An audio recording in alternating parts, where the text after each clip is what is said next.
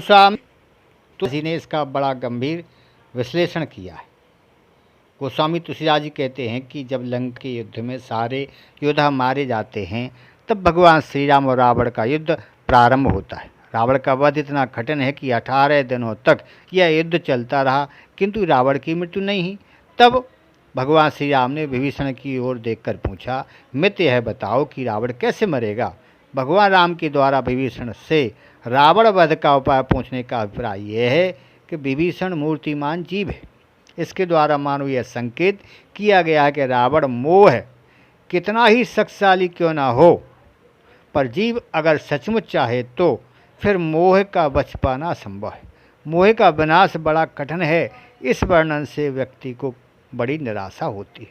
वह कहेगा कि फिर तो इस संकट में पड़ने की कोई आवश्यकता ही नहीं है, पर अगर विचार करें तो ऐसी बात नहीं है, क्योंकि मोह चाहे कितना ही शक्तिशाली क्यों ना हो, किंतु जीव भी साधारण नहीं है।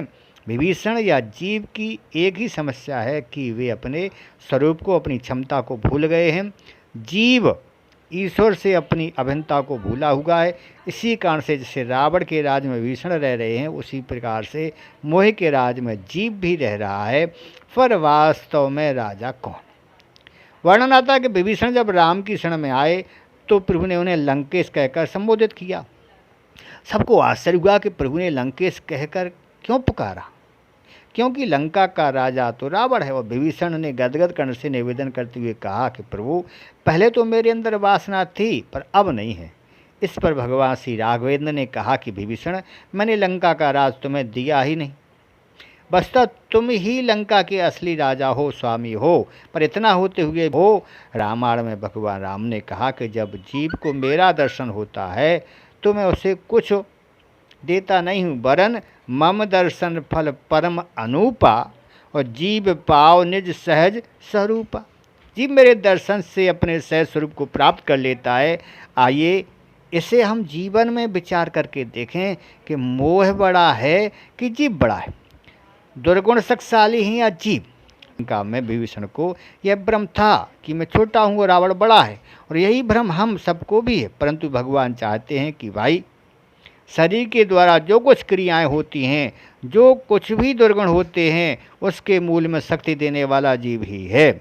इंद्रियों के द्वारा जो कार्य होता है, अगर इंद्रियों के देवता कोई सहयोग ना दें तो इंद्रियां सक्रिय ना होंगी, और अगर इंद्रियों के देवता भी सहयोग दें पर जीवन से जीव ही निकल जाए तो फिर किसी प्रकार की क्रिया होगी ही नहीं। इसलिए गोस्वामी जी ने कहा है कि रावण ने विभीषण को लात मार करके निकाल दिया। साथ भी कहा, प्रीति और सट मिल जाए तेनहु कहनी थी। वस्तुतः रावण ने ऐसा इसलिए किया क्योंकि रावण को यह भ्रम हो गया कि अगर इसकी सलाह मैंने न मानी तो मेरी लंका न जलती। मैं तो हनुमान को मृत्युदंड दे ही रहा था, उसी के बीच में इसने टांग अड़ाई जिससे लंका जल गई। इसकी बुद्धि उल्टी है, और अगर इसे राम के पास भेज दें तो ऐसे ही उल्टी सलाह उन्हें भी देगा और उनका सर्वनाश हो जाएगा। इसलिए इसको यहाँ से भगाओ, और उसने उन्हें निकाल दिया। इस प्रसंग में मुझे एक छोटी सी कहानी याद आती है। कहा जाता है कि 13 व्यक्ति वर्षा में भीगते कहीं जा रहे थे। बार बार बिजली चमकने लगी, सबको डर लग रहा था। एक झोपड़ी में बैठ गए। बिजली जब कौंधती थी तो ऐसा लगता था कि वह गिरने ही वाली है। प्राचीन मानता थी कि बिजली पापी आदमी पर गिरती है। वे आपस में बातचीत करने लगे कि हम में से कोई एक पापी है, उसी पर यह बिजली गिरने वाली है, अतः हम सब क्यों ना मरें। हम सब क्यों मरें? अगर अकेला ही, वह अकेला ही क्यों ना मरे। इसलिए एक एक व्यक्ति बाहर निकल जाए, जिससे कि जो वास्तविक पापी हो उस पर बिजली गिरे। और बड़ा प्रमाण पत्र मिल गया कि मैं पापी नहीं हूँ। इस तरह से 12 गए और 12 लौट आए। सब ने हंसकर 13वें की ओर देखा। अब निश्चित हुआ कि पापी वही है। वह बेचारा डरता हुआ बाहर गया। उसके बाहर निकलते ही बिजली गिरी, और उस व्यक्ति पर नहीं वरन झोपड़ी पर जिसमें वे 12 व्यक्ति थे, और सबके सब जल गए। केवल वही एक व्यक्ति बचा। तब पता चला कि केवल उसी के कारण से यह सब बचे थे। ठीक स्थिति लंका की थी। गोस्वामी जी ने कहा कि रावण ने ज्यों ही विभीषण का त्याग किया त्यों ही मानो लंका समाप्त हो गई, क्योंकि लंका में जो कुछ भी था और जिसके कारण था वे ही विभीषण थे। रावण के कारण कुछ भी नहीं था और सत्य भी है, क्योंकि जीवन में जो कुछ भी है वह जीव की देन है। तुलसीदास जी कहते हैं कि रावण जबहि विभीषण त्यागा और भयो वैभव बिन तबहि अभागा। लंका का सारा वैभव और ऐसा ही तो वस्तुता विभीषण का था, जिसके जाते ही रावण वैभव शून्य हो गया। और अगला वाक उन्होंने लिखा कि ज्यों ही विभीषण चले अस कह चला विभीषण तभी, अस कह चला विभीषण जब ही, आयुहीन भय सब तभी। ज्यों ही सबके सब आयुहीन हो गए। इसका तात्पर्य था कि जब तक बुराइयां उस पर शासन करती रहेंगी तब तक एक बार दृढ़ता से जीव यह निर्णय करके भगवान की शरण में चला जाए कि अब हम बुराइयों का साथ नहीं करेंगे तो निश्चय रूप से उसे बुराइयों से छुटकारा मिल जाएगा। राम विभीषण से पूछते हैं कि रावण कैसे मरेगा। इसके द्वारा विभीषण ही नहीं अपितु प्रत्येक जीव से मानो ये कहते हैं कि जब तक जीव सहयोग नहीं देगा तब तक मोह और पाप का विनाश नहीं होगा। विभीषण जी ने विनम्रता भरे शब्दों से पुरुष से कहा, महाराज आप सब जानते हैं, मुझसे पूछ रहे हैं, आप सत्वी और सत्वी ये है। ईश्वर सब जानते हुए भी जीव से पूछता है कि क्या सचमुच तुम चाहते हो कि मोह का विनाश हो जाए। हरिओम।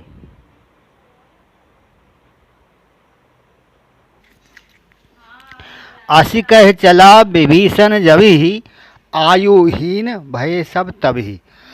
ज्यों ही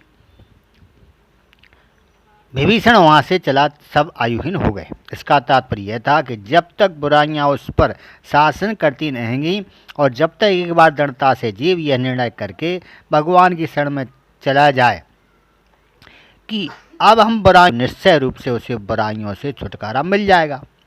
राम विभीषण से पूछते हैं कि रावण कैसे मरेगा। इसके द्वारा विभीषण ही नहीं अपितु प्रत्येक जीव से मानो यह कहते हैं कि जब तक जीव सहयोग नहीं करेगा तब तक मोह और पाप का विनाश नहीं होगा। विभीषण ने नम्रता से,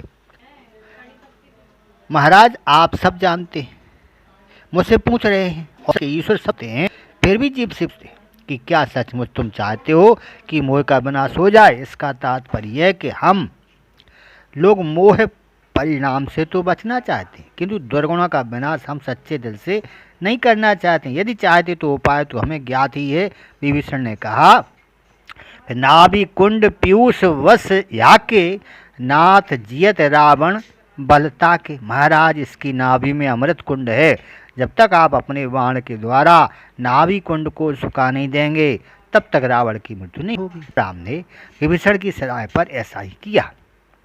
उन्होंने 10 बाणों से उसकी भरी। एक बाण ही जप तप और नियम इत्यादि विविध प्रकार के साधन हैं और अंत में 31वां बाण है जिसके बिना रावण की मृत्यु नहीं होगी। वो है बाण भगवान की कृपा का। इसका अभिप्राय यह है कि जीव भगवान से प्रार्थना करेंगे, प्रभु साधना के कितने ही बाण क्यों ना हों, जब तक आप अपनी कृपा को नहीं जोड़ेंगे तब तक जीवन में मोह का विनाश नहीं होगा। भगवान का एक बाण चला करके अमृत कुंड को सुखा देते रावण की मृत्यु होती है। वस्तुतः दुर्गुण चाहे कितने ही शक्तिशाली क्यों ना हो, पर यदि दुर्गुणों के नाश का सच्चा संकल्प हमारे अंतःकरण में है और इसके लिए हम भगवान की शरणागति ग्रहण करें तो रावण का विनाश असंभावी है। इसलिए हम श्री राम के सच्चे हृदय से प्रार्थना करें कि प्रभु आप हमारे करें और तब प्रभु दुर्गुणों को राजा बनाते हैं। वस्तुतः मोह की व्याख्या जितनी की जाए कम है। मनोविकारों की विद्यमानता ही जीवन की समस्या है। इसके समाधान के लिए हम विश्वास पूर्वक भगवान की शरणागति ग्रहण करें, यही हमारा परम कर्तव्य है। ना आसु नाम भव भेषज, हरन घोर त्रियशूल, सो कृपाल मोहि तो पर सदा रहे अनुकूल। हरिओम।